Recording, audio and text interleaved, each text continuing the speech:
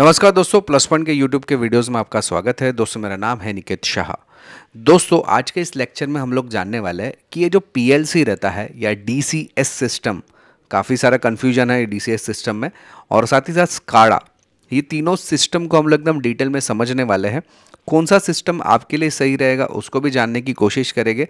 तो इस वीडियो का अंत तक ज़रूर देखेगा, पसंद आएगा तो अपने दोस्तों के साथ में ज़रूर शेयर करिए। तो चलिए वीडियो की शुरुआत कर लेते हैं। सबसे पहले मैं बात करूँ एक ऐसी इंडस्ट्री जो कि कार का मैन्युफैक्चरिंग कर रही है। एकदम मैं बेसिक एग्जांपल में दे रहा हूँ, ठीक है। अगर एक गाड़ियों की मैन्युफैक्चरिंग को ज़रा ध्यान से देखोगे ना, तो शुरुआत समझो यहाँ पे एक बॉडी डेवलपमेंट हो रही है, मतलब बॉडी को समझो उसके ऊपर वेल्डिंग मशीन से वेल्ड हो रहा है, ठीक है। इसके बाद में उसके दरवाजे वगैरह लगाए जाते हैं, उसके बाद पेंटिंग होता है, पेंटिंग होने के बाद उसके टायर्स इंजिन्स वगैरह लगाए जाते हैं, और साथ ही साथ फिर गाड़ी रेडी होती है, करेक्ट। ये उसका एक नॉर्मल प्रोसेस है। लेकिन ये अगर ध्यान से देखोगे तो ये सारा प्रोसेस स्टेप बाय स्टेप हो रहा है। मतलब एक जगह पे ये हो रहा है, दूसरी जगह पे दूसरी चीज़ हो रही है, तीसरी जगह पे तीसरी चीज़ हो रही है, चौथी जगह पे चौथी चीज़ हो रही है। स्टेप बाय स्टेप सारा प्रोसेस हो रहा है और गाड़ी पूरा आउटपुट जो है वो जनरेट कर रही है। इसके अंदर अगर आप देखोगे स्टेप बाय स्टेप प्रोसेस होने की वजह से आप ये सारे जो प्रोसेस है उसको अलग अलग पीएलसी के ज़रिए कंट्रोल कर सकते हो। मान लो कि जैसे ये स्टेप है तो उसके लिए एक पीएलसी अलग, ये स्टेप के लिए दूसरा पीएलसी, ये स्टेप के लिए तीसरा पीएलसी, क्योंकि स्टेप बाय स्टेप यहाँ पे चीज़ें हो रही है। तो जहाँ पे भी कोई भी जगह पे जहाँ पे स्टेप बाय स्टेप कोई भी काम होता है, या स्मॉल स्केल इंडस्ट्री की मैं बात करूँ, जैसे कुछ पैकेजिंग यूनिट हो गया, या कुछ समझो एक बेसिक यूनिट जहाँ पे इस्तेमाल हो रही है, जहाँ पे ज़्यादा एक साथ में पूरा काम करने की ज़रूरत नहीं, हम लोग स्टेप बाय स्टेप हिसाब से कर सकते हैं, और जिसमें 500 से ज़्यादा इनपुट आउटपुट सिस्टम्स है, वहाँ पे हम लोग पीएलसी का प्रयोग करते हैं। ये वर्ड याद रखना, 500 से कम जहाँ पे रहेगा जनरली वहाँ पे हम लोग पीएलसी का यूज़ करते हैं। फिर बात करते हैं एक ऐसी इंडस्ट्री जो कि बहुत बड़ी है, जैसे कि समझो ऑयल फिल्टरिंग प्लांट है, या समझो एक बहुत बड़ी ऑयल कंपनी है जो ऑयल का प्रोडक्शन करती है, या समझो क्रूड का मैन्युफैक्चरिंग करती है, या पावर रिलेटेड कोई कंपनी है, जहाँ पे कंपलसरी एक ही साथ में पूरे कंपनी का प्रोसेस करना पड़ता है। एक रुक गया तो पूरा रुक जाएगा, समझ में, एक में प्रॉब्लम है तो सब में प्रॉब्लम आ गया, ठीक है। जब भी ऐसी टाइप की कोई इंडस्ट्री होती है जहाँ पे एक साथ में पूरी कंपनी का काम एक ही साथ में होना चाहिए, कहीं पे भी स्टॉप नहीं होना चाहिए, एक के ऊपर दूसरा निर्भर है, दूसरे पे तीसरा निर्भर है, और एक ही साथ में एक ही लाइन में होना चाहिए, कंटिन्यूस, बीच में रुकना नहीं चाहिए। तो उस जगह पे हम लोग क्या करते हैं, अलग अलग हिस्सों में बांट के डीसीएस सिस्टम का प्रयोग करते हैं, यानी कि डिस्ट्रीब्यूशन कंट्रोल सिस्टम का प्रयोग करते हैं। अगर आप ध्यान से देखोगे, यहाँ पे मैंने एक एग्जांपल दिया, एक रिफाइनरी है।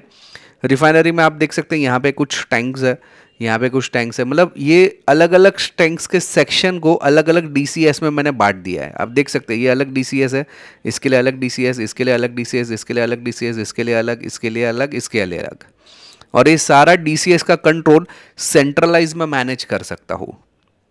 डीसीएस बहुत बड़ा सिस्टम है, मतलब एक बहुत बड़ी कंपनी है जहाँ पे एक साथ में पूरा काम हो रहा है, वहाँ पे मैं डीसीएस सिस्टम का प्रयोग करता हूँ। ये देखिए, ये डीसीएस सिस्टम का कुछ मैंने एक झलक दिखलाया है कि ये एक डीसीएस सिस्टम कुछ इस तरीके से काम करता है। इतने सारे सिस्टम्स, इतनी सारी चीज़ें एक साथ में अटैच कर सकते हैं, जहाँ पे नेटवर्क बहुत सारा लगेगा आपको, मतलब इधर इधर इधर इधर इधर हर एक जगह पे अलग अलग नेटवर्क, सेंट्रलाइज मॉनिटरिंग, साथ ही साथ रिडंडेंसी भी रहता है इसके अंदर।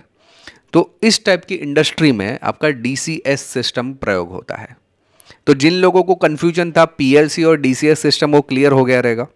चलिए कोई बात नहीं, उसको और ज़रा डिटेल में खोद के निकाल दे कि भाई पीएलसी जो सिस्टम है वो तो मैंने समझ लिया कि छोटी जगह पे जहाँ पे कन्वेयर बेल्ट अलग अलग है, अलग अलग प्रोडक्शन लाइन रहती है, वहाँ पे पीएलसी लग जाते हैं, जहाँ पे 500 से कम इनपुट आउटपुट है। लेकिन बहुत बड़ी इंडस्ट्री एक साथ में पूरा प्रोसेस हो रहा है, तो वहाँ पे डीसीएस सिस्टम लगा होगा। लेकिन ये स्काडा क्या प्रोसेस है, स्काडा डीसीएस में लगेगा या नहीं लगेगा, पीएलसी में स्काडा लगता है तो डीसीएस में क्यों नहीं लगता है, ये सिर्फ चीज़ों को भी मैं एक्सप्लेन कर देता हूँ। लेकिन ये एक्सप्लेन करने से पहले जानकारी के लिए बता दूं, हम लोग ने ऑनलाइन में भी बहुत सारे कोर्सेज चालू कर दिए।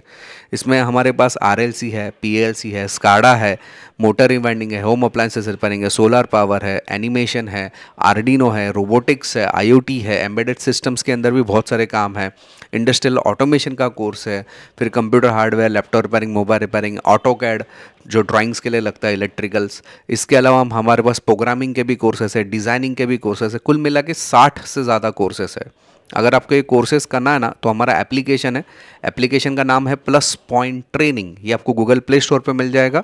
अधिक जानकारी के लिए यहाँ पे 2 अलग अलग व्हाट्सअप नंबर दिए हैं, इन दोनों में से किसी भी एक व्हाट्सअप पे मुझे हाई का मैसेज डाल दीजिए, तो मैं सारी जानकारी आपको व्हाट्सअप के माध्यम से प्रोवाइड करवा दूंगा। तो चलिए देखते हैं सबसे पहले पीएलसी को एकदम डिटेल में। जैसे मैंने बताया कि पीएलसी एक प्रोडक्शन लाइन पे, अलग अलग जहाँ पे प्रोडक्शन लाइन है वहाँ पे पीएलसी का प्रयोग करता हूँ, प्रोग्रामेबल लॉजिक कंट्रोल। तो यहाँ पे एक स्पेसिफिक टास्क के लिए अगर मुझे इस्तेमाल करना है तो पीएलसी का यूज़ हम लोग करते हैं। इसके की फीचर क्या है, एक तो रियल टाइम प्रोसेस होता है, लॉजिक बेस्ड कंट्रोलिंग होता है, फिर यहाँ पे अगर मैं कन्वेयर बेल्ट हो गया, पम्प्स हो गया, वॉल्स हो गया, उसको मुझे कंट्रोलिंग करना है तो मैं ये पीएलसी का प्रयोग करूँगा। दूसरा है डायरेक्ट मैन्युफैक्चरिंग प्रोसेस के लिए जनरली हम लोग उसका यूज़ करते हैं। ये स्केल जैसे मना है यहाँ पे स्मॉल स्केल इंडस्ट्री या मीडियम स्केल इंडस्ट्री जहाँ पे बात होती है, ये अभी car manufacturing medium scale industry हो गई, तो वहाँ पे मैं पीएलसी का प्रयोग करूँगा जहाँ पे मुझे 500 से कार। इसके कुछ फ़ायदे भी है। फ़ायदा क्या है, एक तो कॉस्ट कम में, मतलब कम खर्चे में काम हो जाता है। दूसरा स्पीड इसके हाई मिलती है और लॉजिक बहुत ही आसानी से हम लोग उसके अंदर डेवलप कर सकते थे। इसके कुछ एडवांटेजेस भी है और एग्जांपल तो मैंने अभी बताया आपको, असेंबली लाइन हो गया, मशीन कंट्रोल हो गया, रोबोटिक्स के आर्म्स हो गए, वहाँ पे हम लोग पीएलसी का प्रयोग करते हैं। उसी तरह से डीसीएस यानी कि डिस्ट्रीब्यूशन कंट्रोल सिस्टम, मैंने आपको एक रिफाइनरी का एग्जांपल लिया, करेक्ट। उसके अंदर हम लोग क्या करते हैं कि उसका जो पर्पस रहता है, ये एंटायर प्लांट को, एकदम लार्ज प्रोसेसिंग प्लांट है जैसे पावर, तो पावर जहाँ पे जनरेट होता है डिस्ट्रीब्यूशन, बहुत बड़ा प्लांट रहता है ना, तो उसको सारा कंट्रोलिंग करने का जो काम होता है वो एक ही साथ में करना पड़ता है, तो वहाँ पे डीसीएस सिस्टम लगाया जाता है। उसका कुछ की फीचर्स हैं, इसमें हम क्या मल्टीपल कंट्रोलर्स लगा सकते हैं। मल्टीपल कंट्रोलर्स कैसा है, अभी जैसे कि मैंने यहाँ पे आपको थोड़ी देर पहले बताया, देखिए यहाँ पे आप देख सकते हैं, यहाँ पे मल्टीपल अलग अलग कंट्रोलर्स है। इन कंट्रोलर्स के भी कुछ बैकअप कंट्रोलर्स रहते हैं, मतलब एक कंट्रोलर खराब हो गया तो ऐसा नहीं कि पूरा प्रोडक्शन बंद हो जाना चाहिए, ऐसा नहीं रहता, उसके भी कुछ बैकअप कंट्रोलर्स रहते हैं जिसको रिडंडेंसी कंट्रोलर कहते हैं, या कंट्रोलर के मतलब छोटे छोटे कंट्रोलर, फिर उसका एक मेन कंट्रोलर वैसा भी रहता है, फिर उसका भी एक सेंट्रलाइज कंट्रोलर भी रहता है। समझ में आ रही बात। इस तरह से प्रोडक्ट डेवलप किया जाता है। और समझो एक कंट्रोलर बंद हो गया तो ऐसा नहीं कि पूरा प्लांट बंद हो जाएगा, उसका दूसरा कंट्रोलर भी रहता है, बैकअप कंट्रोलर, रिडंडेंसी प्रोवाइड करने के लिए। तो ऐसा बहुत सारी फायदे रहते हैं इसके डीसीएस सिस्टम के। स्केल जैसे मैंने बताया, कंटिन्यूस प्रोसेस जहाँ पे होता है या बहुत बड़ी इंडस्ट्री है वहाँ पे हम लोग डीसीएस सिस्टम यूज़ करते हैं। एडवांटेज इसके बहुत ही बेहतर है कि एक बहुत बड़ी इंडस्ट्री को आसानी से, कॉम्प्लेक्स सिस्टम को भी मैं आसान करके मैं देख सकता हूँ, कंट्रोल कर सकता हूँ, सेंट्रलाइज प्रोसेस कर सकता है। एग्जाम्पल जैसे मैंने बताया, ऑयल रिफाइनरी हो गया, केमिकल प्लांट्स हो गया, पावर जनरेशन सिस्टम, जहाँ पे बहुत बड़े कंट्रोलर्स लगते हैं, बहुत सारी चीज़ों को मैनेज करना रहता है, वहाँ पे मैं यूज़ करता हूँ। SCADA system, SCADA system basically मैं आपको समझा देता हूँ कि जैसे मैंने बताया कि एक समझो कार की यूनिट है, अभी देखिए कार प्रोडक्शन यूनिट है, तो कार प्रोडक्शन यूनिट मेरा प्रॉपर काम कर रहा है कि नहीं, ठीक है, तो उसको देखने के लिए, उसका प्रोसेस को मॉनिटर करने के लिए मैं स्काडा प्रोसेस, अभी जैसे कि ये आम है, आम को कंट्रोल कौन कर रहा है, पीएलसी कर रहा है। मैंने बताया कि अलग अलग लॉजिक्स को अलग अलग पीएलसी लगाया जाता है अनेक अलग कन्वेयर बेल्ट पे। ये सारा कंट्रोल किया जाता है एक एचएमआई से। एचएमआई क्या रहता है, एक पीएलसी के साथ में लगा हुआ एक छोटा सा डिस्प्ले रहता है जहाँ से हम लोग उस पर्टिकुलर टास्क को मैनेज कर सकते हैं। लेकिन ये सारे प्रोसेस को एक जगह से मैनेज कर सकते हैं, जिसको बोलते हैं स्काडा प्रोग्रामिंग। हालांकि उसके अलग सॉफ्टवेयर लगता है। इवन समझो रिमोट एरिया में है, अभी समझो आप यहाँ पे बैठे हो, एक ऐसे बर्फ वाले एनवायरनमेंट में आपको कुछ प्रोडक्शन कंपनी है यहाँ पे, तो वहाँ पे जा नहीं सकते, वहाँ पे समझो ह्यूमन रहना भी मुश्किल है। वहाँ से मुझे यहाँ से बैठे बैठे कंट्रोल करना है या उधर का प्रोसेस कैसा चल रहा है, ये सारी चीज़ें मुझे देखनी है, तो स्काडा के जरिए मैं कर सकता हूँ रिमोटली। ठीक है, तो ये उसके अंदर ऑप्शंस है। तो इसका मेन पर्पस क्या हो गया स्काडा का, तो मॉनिटरिंग और सुपरवाइजिंग करने के लिए आता है। इसके अलावा और एक है कि ये डेटा को भी स्टोर रखता है, मतलब आज के दिन में कितना प्रोडक्शन हुआ, कहाँ कहाँ पे कितना कितना फॉल्ट है, ये डेटा को भी हम लोग स्टोर कर सकते हैं, एनालाइज कर सकते हैं, बाद में भी देख सकते हैं, ऐसा मतलब बहुत सारी चीज़ें कर सकते हैं और रिमोटली ऑपरेट कर सकते हैं। आरटीयू यहाँ पे दिख रहा है, देखो आरटीयू, रिमोट टर्मिनल यूनिट्स ऐसे लगाए जाते हैं ताकि सेंसर्स जो भी काम कर रहे हैं, जो कंट्रोलर्स काम कर रहे हैं, रिमोट के जरिए हमको दिखाई दे।